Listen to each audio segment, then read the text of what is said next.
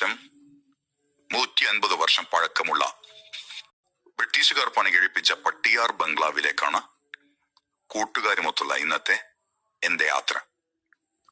പാലക്കാട് ജില്ലയിലെ സിരുവാണി അണക്കെട്ടിനടുത്ത് സിരുവാണി നദിക്കരയിലാണ് ഈ ബംഗ്ലാവ് സ്ഥിതി ചെയ്യുന്നത്. സിരുവാണി നദിയിലെ വെള്ളം ഗുണമേന്മയിൽ ഏഷ്യയിലെ ഒന്നാമത്തേതും ലോകത്തിലെ രണ്ടാമത്തേതുമാണ് എന്ന് പറയപ്പെടുന്നു.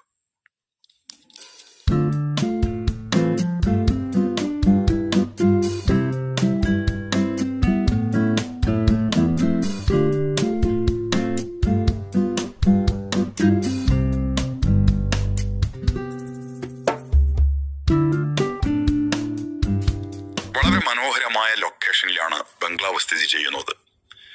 വിശാലമായി നിറഞ്ഞു നിൽക്കുന്ന ശിരുവാണി നദിയും അകലെയായി കാണുന്ന വലുതും ചെറുതുമായ വെള്ളച്ചാട്ടങ്ങളും കണ്ണിന് കുളിർമയേകുന്ന കാഴ്ച തന്നെ സമ്മാനിക്കുന്നു. കാറ്റും മഞ്ഞും മഴയും മാറി മാറി വരുന്ന നയന മനോഹരമായ കാഴ്ച ജീവിതത്തിൽ ഒരിക്കലെങ്കിലും അനുഭവിക്കേണ്ടത് തന്നെയാണ്. ഈ ബംഗ്ലാവിലേക്ക് പൊതുജനങ്ങൾക്ക് നേരിട്ട് പ്രവേശനമില്ല. വനം വകുപ്പിന്റെ മുൻകൂട്ടിയുള്ള അനുമതി വാങ്ങിയാൽ മാത്രമേ ഈ നിയന്ത്രിത മേഖലയിലേക്ക് പ്രവേശിക്കാൻ കഴിയുകയുള്ളൂ. അനുമതിക്കായി ഓൺലൈനായോ വനം വകുപ്പിന്റെ ഏതെങ്കിലും ഓഫീസുമായോ ബന്ധപ്പെടാവുന്നതാണ്.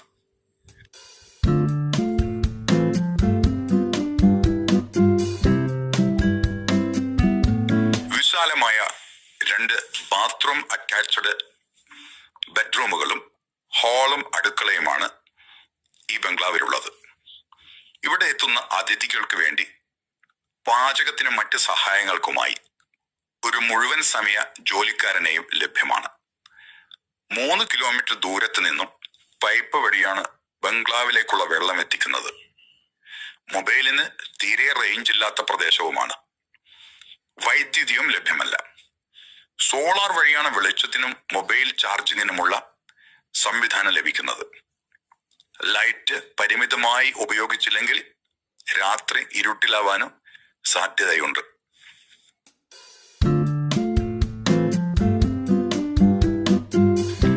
ശ്രദ്ധിക്കേണ്ടുന്ന ഒരു കാര്യം, ഇരുട്ടുന്നതിന് മുൻപ് ബംഗ്ലാവിലെത്താനായി സമയം ക്രമീകരിക്കുക എന്നതാണ്. കാരണം പോകുന്ന വഴിയിൽ ആരും ഉണ്ടായിക്കൊള്ളണമെന്നില്ല വഴി ചോദിക്കാൻ. ഗൂഗിൾ മാപ്പ് നേരത്തെ തന്നെ സെറ്റ് ചെയ്ത പലർക്കും വഴി തെറ്റിയതായി കേട്ടിട്ടുണ്ട്.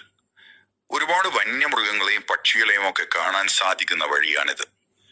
കാട്ടുപോത്തിനെയും മയിലിനെയും മറ്റു ചില പക്ഷികളെയും ഞങ്ങൾക്ക് കാണാൻ കഴിഞ്ഞു. വഴിയിലുടനീളം ആനപ്പിണ്ടവും ആന തകർത്തിട്ടിരിക്കുന്ന ചെറുമരങ്ങളും ചെടികളും ഒക്കെ കിടപ്പുണ്ടായിരുന്നു.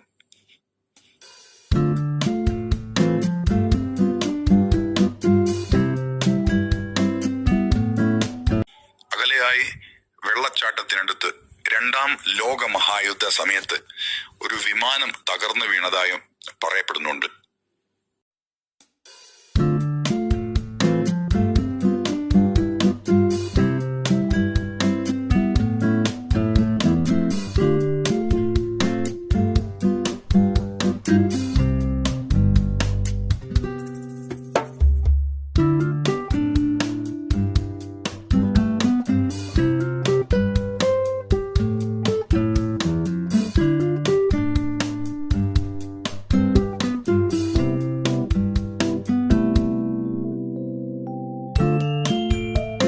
വൈകുന്നേരമായപ്പോൾ ഞങ്ങൾ 2 കിലോമീറ്റർ അകലെയുള്ള കേരളമേട് എന്ന സ്ഥലത്തേക്ക് പുറപ്പെട്ടു.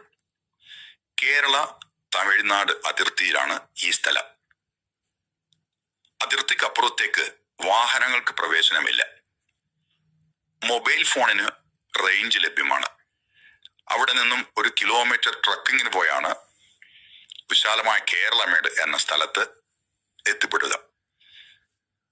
നല്ല കാറ്റ് ലഭ്യമായ ഒരുപാട് വന്യജീവികളെയും കാണാൻ സാധ്യതയുള്ളതുമായ സ്ഥലമാണ് ഇത്. അല്പസമയം അവിടെ ചെലവഴിച്ചിട്ട് ഞങ്ങൾ ബംഗ്ലാവിലേക്ക് തിരിച്ചു വന്നു. മണ്ണാർക്കാടിനടുത്തുള്ള പാലക്കയം ടൗണിൽ നിന്നും ഏകദേശം 23 കിലോമീറ്റർ കാട്ടിലൂടെ സഞ്ചരിച്ചു വേണം ബംഗ്ലാവിലെത്താൻ. 2 ചെക്ക് പോസ്റ്റുകൾ കടന്നു വേണം പോകാൻ. ആവശ്യമായ രേഖകളെല്ലാം കാണിച്ച് എൻട്രി ഫീയും നൽകിയാൽ ഉള്ളിലേക്ക് കടത്തിവിടും. നമ്മുടെ വണ്ടിയിൽ തന്നെ യാത്ര അനുവദിക്കും. ഒരു കാറിന് പോകാനുള്ള വഴി മാത്രമേ ഉള്ളൂ എന്നത് പ്രത്യേകം ശ്രദ്ധിക്കേണ്ടുന്നതാണ്.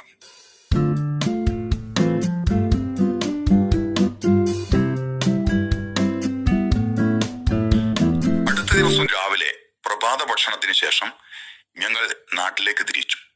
നല്ല കോടമഞ്ഞ് പുതച്ച് നിൽക്കുന്ന റോഡിലൂടെ പല ഭാഗത്തും റോഡ് കാണാത്ത രീതിയിൽ മഞ്ഞ് മൂടിയിരിക്കുന്നു.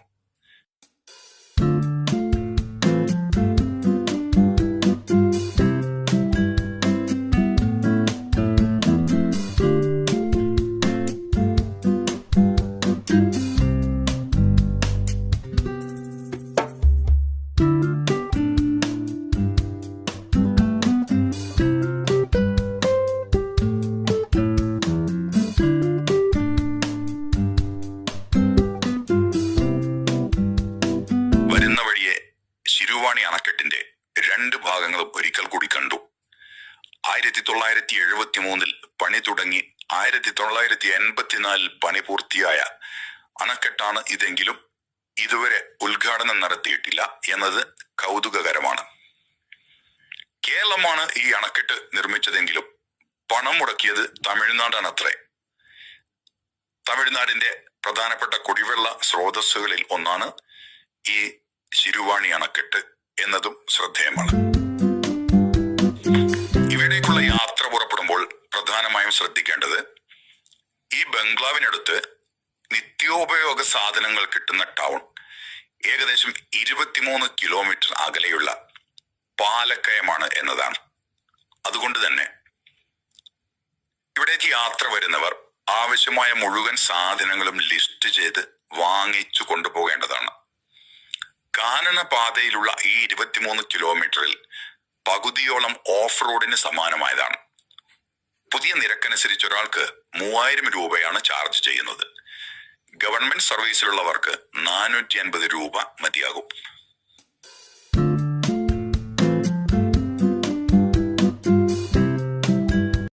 ഓരോ യാത്രയും ഓരോ അനുഭവങ്ങളാണ്. സമ്മർദ്ദങ്ങളുടെ സമകാലിക ലോകത്ത് മനുഷ്യന് യാത്ര പോലെ ആശ്വാസമേകുന്ന മറ്റൊന്നുമില്ല. ആനന്ദകരമായ ചിന്തകളും അത്ഭുതകരമായ അനുഭവമായിരുന്നു ഞങ്ങൾക്ക് യാത്ര. പ്രകൃതി സൗന്ദര്യം അതിന്റെ എല്ലാ അർത്ഥത്തിലും ആസ്വദിക്കാൻ കഴിഞ്ഞ ഒരു യാത്ര.